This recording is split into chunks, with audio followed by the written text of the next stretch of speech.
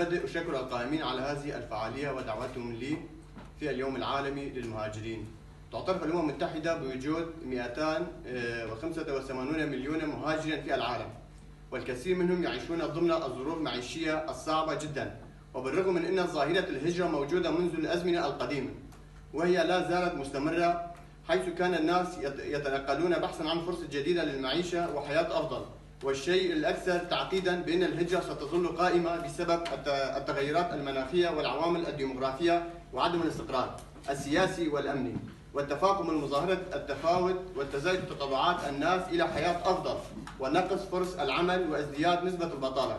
كوني أحد شباب الكرد فإنني مجبر على الدخول إلى مسألة المهاجرين في كردستان، حيث بلغ عدد النازحين واللاجئين الذين يعيشون في اقليم كردستان ما يقارب 2 شخص، بعضهم جاءوا من سوريا والاخرون من محافظات العراق والاخرى. بعد سيطرة داعش على كثير من المناطق العراق في منتصف عام 2014 بدأت مشكلة النزوح واللجوء والهجرة منذ 2011، عندما بدأت السلطات السورية باستعمال العنف المفرط تجاه المناطق المدنية، حيث انتهاكات الكثيرة لحقوق الإنسان، مما اضطر الأهالي إلى الانتقال إلى أماكن أخرى داخل محافظاتهم أو إلى محافظات مجاورة، ومن ثم الهروب والهجرة إلى دول الجوار كلبنان وتركيا وأردن وأقليم كردستان والعراق. حسب التقارير اللجنة السورية لحقوق الإنسان بأن الدوافع الهجرة واللجوء تكمن في وجود العنف المفرط وسياسة المجازر الممنهجة، سياسة الحصار الممنهج، سياسة الاغتصاب الممنهج وخطف الفتيات والتحرش الجنسي، سياسة التجنيد الإلزامي واستدعاء الاحتياط،